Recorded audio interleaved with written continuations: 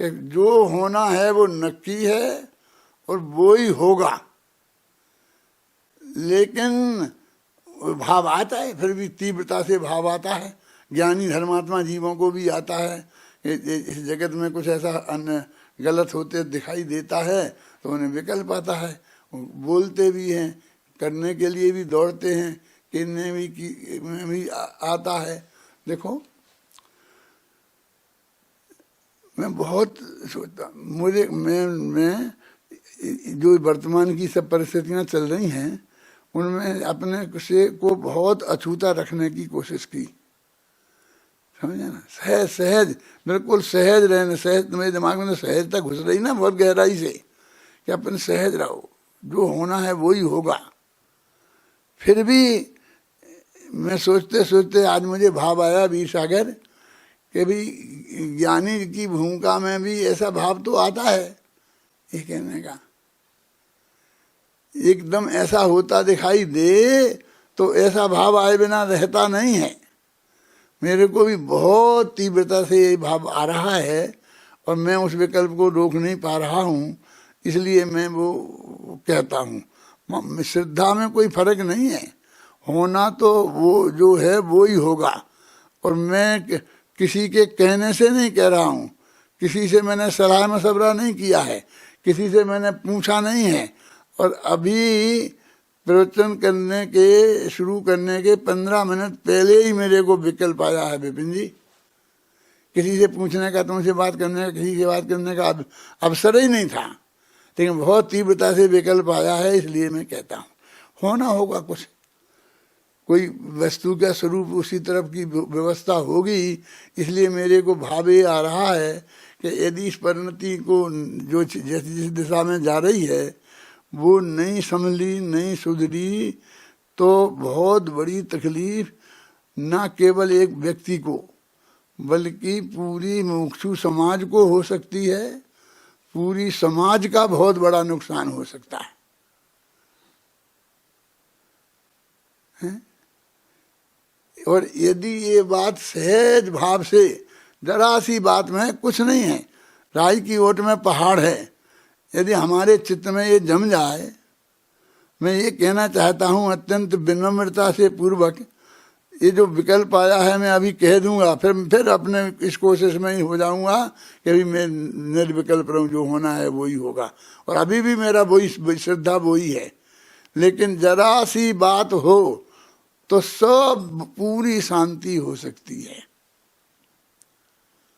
बस ये बात है कि जो हमने से गलती हो गई है खेद पर मान लें, हम उस पर जाते हैं कि वही उसमें हो सकता है क्या वो ऐसा कर सकता है, क्या वो चरखा चला सकता है। अरे इस पर निर्णय नहीं हो रहा है कि वो मुनिराज चरखा चला सकते हैं कि नहीं चला रहे हैं। ये तो सवाल ये है कि हमने जिस भाषा में उस बात को व्यक्त किया वो झगड़े का कारण वो है। बस हम अपने उस बात से मरी हो जाए, नहीं करें इस तरह की प्रवृत्ति। बात तो अभी इसकी है, अभी वो कर सकते कि नहीं कर सकते हैं उसका भी बात अलग है। और उससे हमारा मोक्ष उससे रुक रहा है कि हमारी तत्व ज्ञान में इतनी बड़ी बाधा हो रही है। मुझे अभी अपनी परिणति पर ये भरोसा है कि यदि योगेश जी और योगेश जी के दो पांच लोग जो सलाहकार हैं, जिनकी बात वो सुनते हैं और वे मानते हैं, वे यदि चाहें तो बस बहुत थोड़ी सी बात में कि वो अपना खेद प्रकट कर दें, उस गलती को मान लें, स्वीकार कर लें, भविष्य में नहीं करेंगे, इस तरह स्वीकार कर लें, तो वो बिल्कुल मामला निबट सकता है।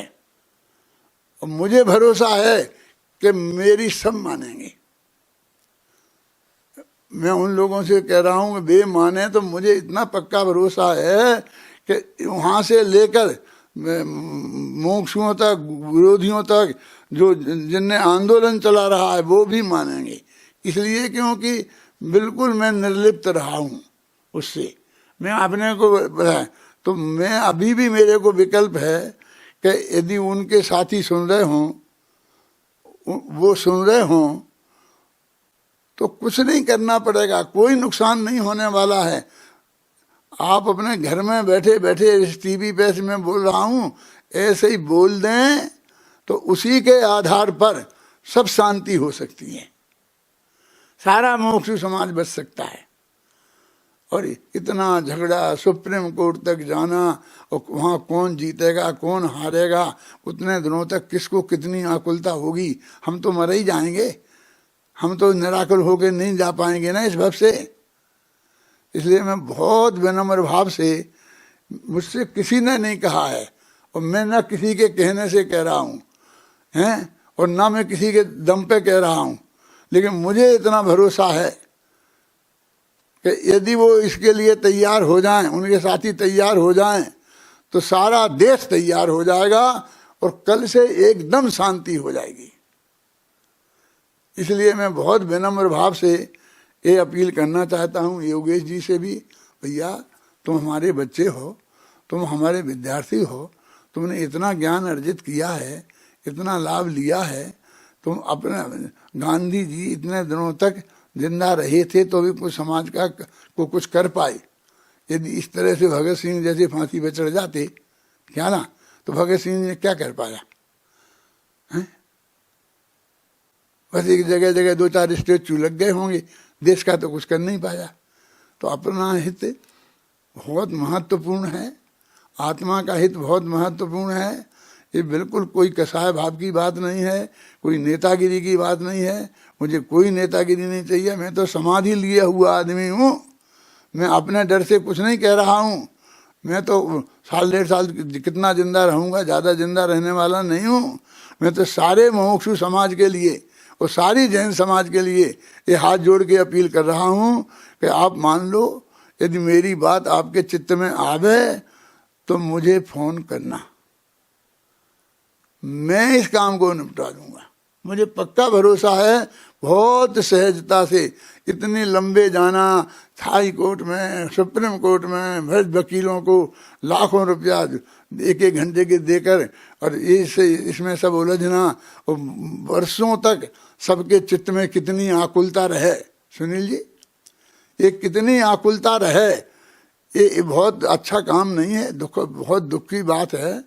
मैं अत्यंत पवित्र भाव से, बिना किसी नेतागिरी के किस चक्कर के, मैं बहुत अत्यंत पवित्र भाव से ये हाथ जोड़ के अपील कर रहा हूँ कि यदि आप मेरी बात पर ध्यान दो तो ये मुमुक्षु समाज बहुत संकट से बच सकता है।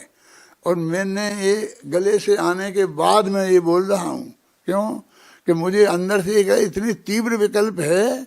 तो मैंने वो पढ़ा था कि कोई ऐसा तीव्र विकल्प जब आता है कि कोई गुरुदेव जैसा महापुरुष मान लो हमको प्रेरित कर रहा है कि तुम चुप क्यों बैठे हो, अपने भाव व्यक्त करो, और शायद इससे होना हो और ये काम हो जाए, तो फिर बाद में मुझे खुद को पछतावा नहीं रहे कि मैंने अपनी नहीं बैठा रहता और एक दफे अपील तो कर देता। जो मानते तो मानते, नहीं मानते नहीं मानते, होना तो वही है जो होना है, होगा तो वही सहज भाव है। तो मैं ये सबसे अपील करता हूँ, खासकर योगेश जी से और उनके सहयोगियों से, जो जिनकी बात वो मानते हैं, जिनसे वो सलाह मशवरा कहते हैं कि भाई ये लड़ाई का रास्ता अच्छा नहीं है, इस समाज में बहुत शांति हो सकती है समय सार में अत्यंत साक्षी पूर्वक।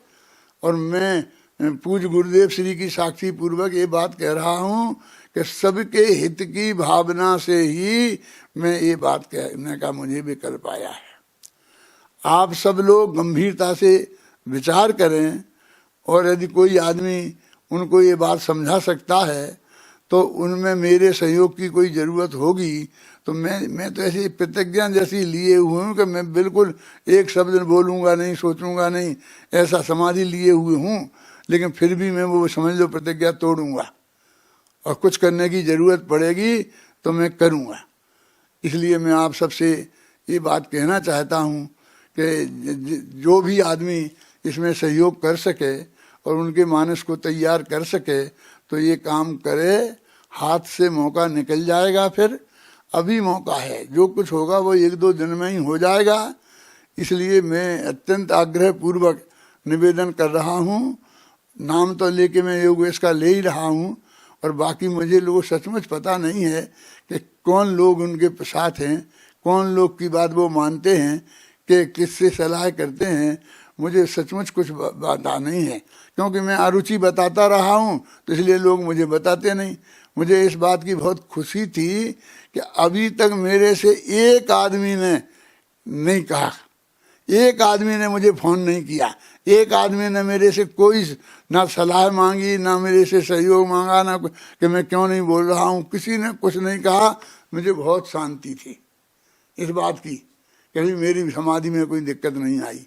लेकिन आज अपने आप ही हो गया, और मैं इसलिए मैंने अब किसी को बताए बिना ये आप सबसे एक साथ पूरी समाज से कह दिया, और मैं इस कर्जे से मुक्त हो रहा हूँ कि मुझको जो पछतावा रहता कि मैं क्यों नहीं, जब मेरे मन में इतनी तीव्रता से आ गई थी बात, तो मैंने क्यों नहीं कही। इसलिए मैं आप सबसे कह रहा हूँ, आप सबके सामने कह रहा हूँ, आप सब तक पहुँचाना मेरी बात को। और यदि ये इसमें हो गया कुछ काम, तो मैं अपने को बहुत भाग्यशाली समझूंगा। मुमुक्षु समाज की सुरक्षा को देखकर सबसे ज़्यादा खतरा मुमुक्षु समाज को है, सबसे ज़्यादा खतरा मेरे विद्यार्थियों को है। बेचारे उनको जाना है, सक्रिय होके गांव-गांव में प्रवचन करना है।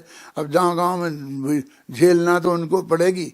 जिस गांव में 10 मुमुक्षु हैं उस गांव वाले को तकलीफ होगी, हैं?